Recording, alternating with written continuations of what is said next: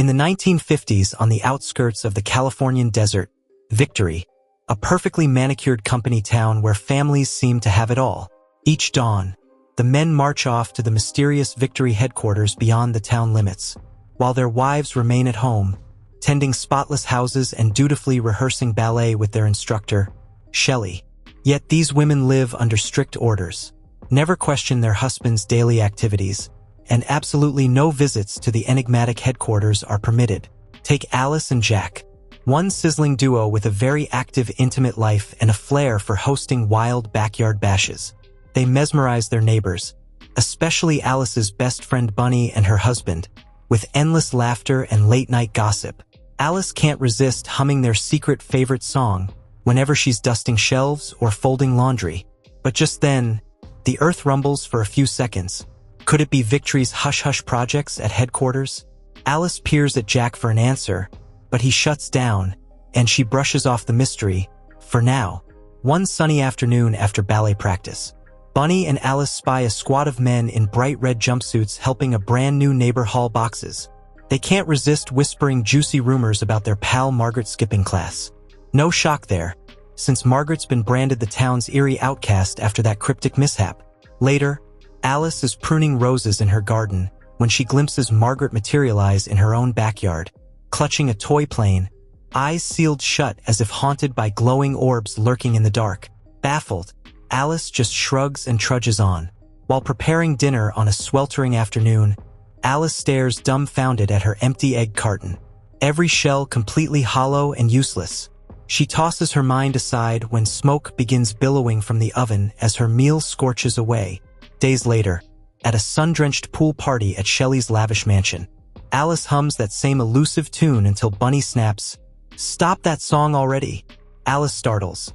She has no clue what it's called, only that the melody loops endlessly in her mind. Suddenly, fragments of strange images flash before her eyes, but a splash from Bunny yanks her back to reality. Just then, Shelley and her husband Frank, the powerful Victory CEO, silence the festivities to deliver a grand welcome for the latest arrivals in town. The speech screeches to a halt when Margaret storms forward, demanding why they're here when they shouldn't be. Her husband drags her away, leaving the gathering tense and uneasy. So Frank swoops back in to assure everyone that they're transforming the world by crafting a haven built on safety and strict order.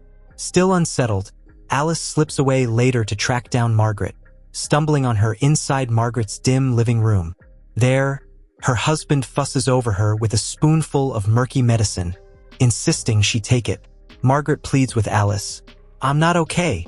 I've been having terrible nightmares, and they're hiding me here." But her husband slams the door shut, cutting Alice off from the truth.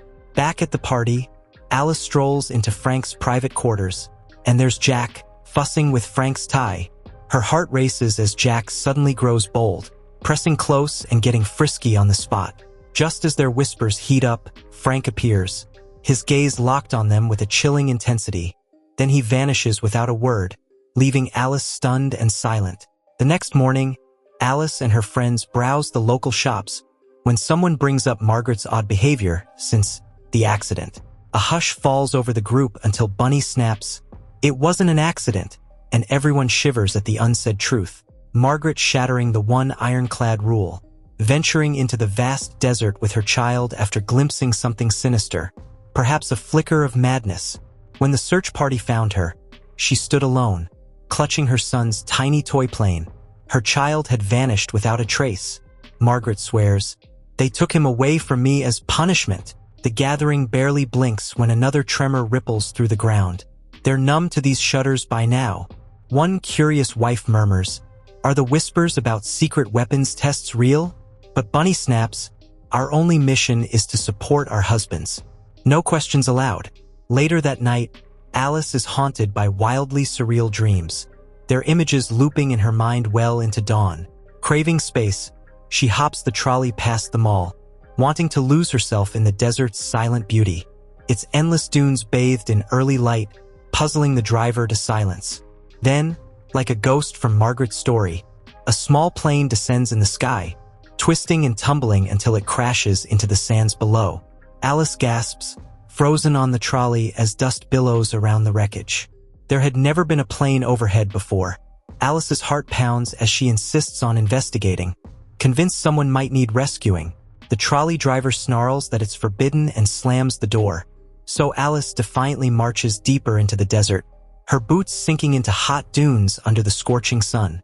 Hours pass until she spots a lonely hill encircled by a twisting spiral road, and she forces herself upward, breath ragged, until she stands before a mysterious glass dome. She pounds on its surface, "Hello?"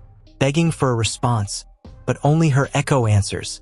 Terrified yet driven by curiosity, Alice draws closer and hesitantly places both hands on the dome's smooth walls. Immediately her body convulses, her head snaps back, and a torrent of grotesque visions floods her mind as Frank's voice murmurs about escaping chaos behind this safe facade. Alice blinks, and suddenly she's back in her own bed at home, confused and trembling. She stumbles into the kitchen to find Jack elbow-deep in scrambled eggs, insisting he cooked so he wouldn't wake her. It seems Alice somehow returned before Jack got in, but she has zero memory of the journey. When Alice hesitantly mentions the plane crash, Jack frowns and replies, "There hasn't been any crash. Otherwise everyone in town would be talking about it." His calm denial sends a chill through her as he brushes it off as a bad dream and distracts her with gentle touches and cooking jokes. The very next morning, Alice is wiping the kitchen windows when the wall behind her bulges outward, pinning her palm to the glass.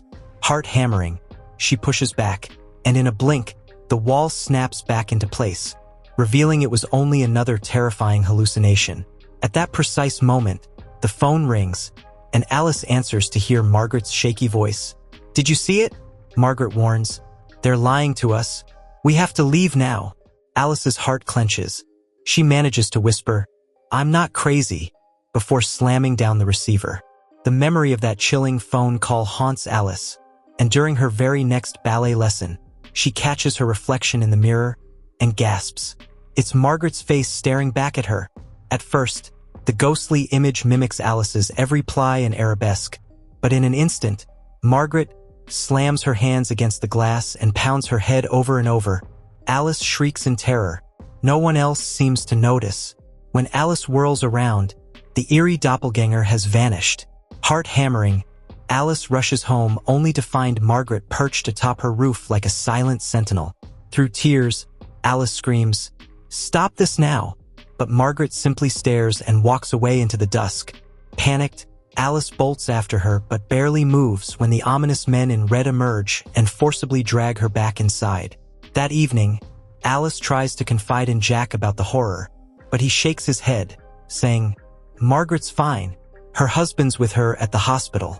It was just an accident while she cleaned the window." Alice's plea to believe her dies on her lips as Jack offers only gentle reassurance. Alice seethes as she's treated like a lunatic and demands the real story. Grilling Jack about his secret job and what the company is hiding, he finally loses it, roaring that her prying could destroy the idyllic life they've built, and storms off, leaving her alone and shaken. Later, unable to sleep, Alice flips on the TV, but the flickering screen conjures a new nightmare. She's drowning in a deep pool, muscles thrashing as water closes over her head, mirroring the terror of the wall hallucination. She blinks and snaps upright against the window as if she tried to escape once more. The next morning, Alice wraps last night's dinner in cling film, but her hands slither on their own, encasing part of her arm before she jerks awake, ripping away the sticky wrap and gasping for air as visceral panic peaks, and she realizes she's slipping into madness. Shortly after, Jack arrives with Dr. Collins for a checkup, and Alice steels herself mentally for the battle ahead. Dr. Collins waves off Alice's concerns, chalking up her visions to stress from the shock of Margaret's fall. When Alice tries to spill the real story, he insists the mind can warp reality when grief overwhelms it. He even fishes out a prescription, but Jack and Alice both refuse the pills, swearing she doesn't need any. In that tense moment, Alice spots a stack of files in Collins's briefcase stamped "classified," and her heart skips. She demands to know what happened to Margaret. With a heavy sigh, Collins reveals the grim truth. Margaret's violent outbursts and paranoia made her husband's work impossible. He was fired from Victory, and Margaret was spirited away to an undisclosed facility to recover. Alice's blood runs cold as she realizes how deep the cover-up goes. After Collins and Jack stride out, Collins accidentally abandons his briefcase in the hallway. No sooner do their footsteps fade than Alice pounces on the case, flipping it open in a frantic search for clues, until Collins suddenly reappears, sheepishly claiming it was his own. Alice feigns handing it back, and miraculously, he buys her story. Once Collins finally departs for good, Alice peeks inside. She's swiped Margaret's secret files, but every page is ink-blacked and unreadable. Frustrated by the useless pages, Margaret shoves them into the roaring fireplace, nursing a glass of whiskey to drown her guilt as the flames lick the paper. Later, while sinking into a hot bath, Alice's mind drifts again into those grotesque visions. Yet amid the horror, she suddenly glimpses tender moments of a couple holding each other. A sudden chord on the stereo snaps Alice back to reality. Jack's home and spinning a soft tune. Still rattled, she barely registers when Jack, out of the blue, asks, "Should we have a baby?" Alice blinks, heart pounding, and stammers, I'll think about it." That evening, they arrive at Frank's opulent restaurant gala. Glasses clink as Frank stands beside Dr. Collins in a shadowed corner, eyes never leaving Alice. The tension coils inside her until a sultry dancer glides in, her performance mirroring Alice's haunting visions and unraveling every fragile nerve. Tears spill down Alice's cheeks as she whispers to Jack, "Take me home." But he's frozen, riveted by Frank's looming announcement. Suddenly, Frank summons Jack onto the stage and declares him promoted to a higher post at Victory. Wild cheers erupt across the room, but the applause rings hollow in Alice's ears. Her chest tightens and she bolts for the ladies' room, where the vision of that embracing couple floods her eyes again. Bunny appears at the door, concern etched on her face. Alice pours out her terror, but Bunny's eyes flash with anger as she snaps, "Stop this madness and follow the rules," leaving Alice trembling in the empty restroom. Bunny scolds Alice for acting like a petulant child and threatening to ruin Jack's big night, insisting she pull herself together and be a good wife at once. Left with no choice, Alice forces herself back into the familiar routine, stuffing down every doubt and every terrifying image. A few days later, Jack throws a lavish dinner party at their home, with Frank and Shelley among the guests. While Alice hustles in the kitchen, Frank steps up beside her and murmurs, "You fascinate me," explaining that history's true titans emerge only when challenged, and he hopes Alice will keep pushing him to greatness. As dinner begins, Alice deliberately claims the head of the table to gaze straight at Frank while they eat. When polite chatter kicks off, she plunges in, asking each neighbor about life before Victory and pointing out that they all share the same recycled backstories. "Remember these tales," she snaps, "because they want us to forget the real ones, like what happened to Margaret." Jack moves to hush her, but Frank grins and urges her on. So Alice unleashes a blistering rant. She recounts every hallucination, every tremor, and accuses Frank of spinning lies to craft his sick, perfect little world. Frank's face remains a mask as he calmly declares, "Alice is suffering from the same psychosis that claimed Margaret," even charging her with intruding into his private chambers. The room goes deathly quiet as Alice reels from his betrayal. A heavy silence falls over the room. Shelley suddenly snaps, berating Alice for ruining her husband's big night before storming off in disgust.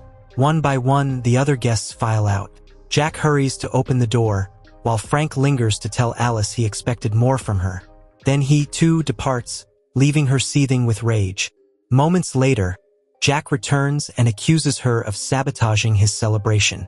Alice storms forward, voice trembling, "That's not it. Our life together matters more than Victory. We have to leave before this place destroys us." After what feels like an eternity of pleading, Jack finally nods. He'll run away with her. Alice wastes no time, snatches a small bag, and stuffs in only the bare necessities before racing to the car. As Jack apologizes, his voice thick with regret, the men in red suddenly burst in and drag Alice away. Jack's horrified cries echo as she's hauled off to the hospital for electroshock therapy. Lying in a sterile bed, her body aching from every jolt, Alice's eyes flutter open to the startled vision of that mysterious couple once more. Only now she realizes it's her and Jack, trapped in modern times, humming that maddening tune. Jack's just come home unemployed. Yet Alice cheerfully shrugs it off, promising she can pull extra shifts at the hospital where she works as a doctor. Sure enough, double shifts start to wear Alice down, and when she stumbles in late, Jack's no help. He skips making dinner and even gets offended when Alice is too exhausted to get intimate. That night, Jack retreats with his earbuds in, devouring Frank's podcast about how men must escape a stifling society to find their true selves. Before long, Alice jolts awake back in Victory's hospital ward. Dr. Collins declares she's fixed, and she's shipped back to town overnight, slipping seamlessly into her old routine as if nothing ever happened. Days drift by peacefully until one evening Jack returns humming that maddening tune. Only now Alice learns the truth. This Jack is the real, one who signed up for Victory's grand experiment, choosing a flawless life in exchange for tethering Alice to a mysterious simulation machine 24/7. Men plug in only during work hours and disconnect in the desert headquarters, then spend their off hours tending Alice's actual body and working gritty side jobs to rent the device. Suddenly, back inside Victory's picture-perfect streets, Alice collapses in agony as a flood of buried images crashes over her. She demands answers and Jack snaps defensively, insisting he did it for their happiness because their real life was miserable. Alice seethes at his betrayal. How could he steal her freedom and gaslight her into thinking she was mad? She's also terrified for the other wives and their children, but Jack coldly reminds her the kids aren't real. They're just pixels in the simulation. Kneeling at her feet, Jack begs for forgiveness, clutching her desperately and squeezing the breath from her lungs.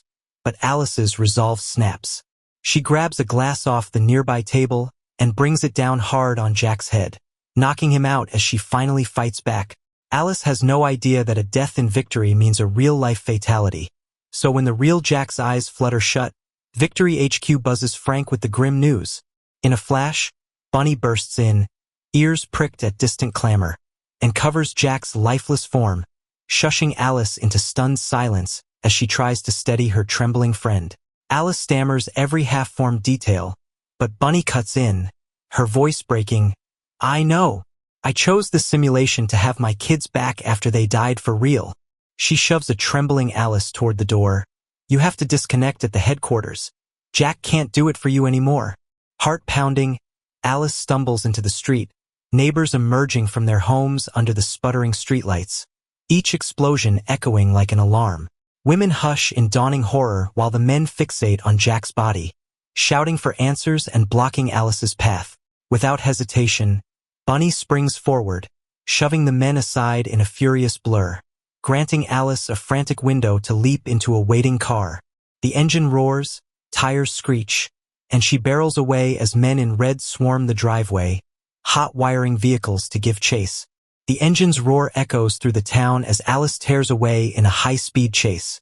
She clears the streets without a scratch, until the desert road narrows and the men in red slam their cars against hers, sparks flying. Suddenly, Dr. Collins barrels in behind her, pedal to the metal, intent on trapping her, only for Alice to swerve at the last second and send Collins and his pursuers crashing into each other in a tangle of twisted steel. Back at home, Frank's phone blares the news of Collins's death on speaker, and Shelley freezes as she hears every word. While Frank barks frantic orders to regroup, Shelley steps forward with cold eyes and plunges a knife into Frank's side, whispering fiercely, "Now it's my turn." Alice races through the desert, the heat pounding against her as she steers toward the hill, until her car jerks to a halt on a sharp curve. It's stuck, but she's not. Without a second thought, Alice leaps out and sprints up the winding road, knowing the abandoned car might slow her pursuers. But it doesn't. The men in red are right behind her, scrambling up the hill on foot. Alice's lungs burn, her legs scream, but she pushes harder, refusing to quit until she reaches the top, where the glowing dome stands, waiting. Suddenly, Jack appears in front of her, arms open, pleading softly for her to stay. A wave of memories floods her mind, laughs, tears, the life they once had. But then come the footsteps. The men in red are closing in. Alice shakes off the illusion, races forward, slams her hands against the dome's wall, and as her head snaps back, the visions hit. Chaos, reality, truth, then darkness, and a gasp.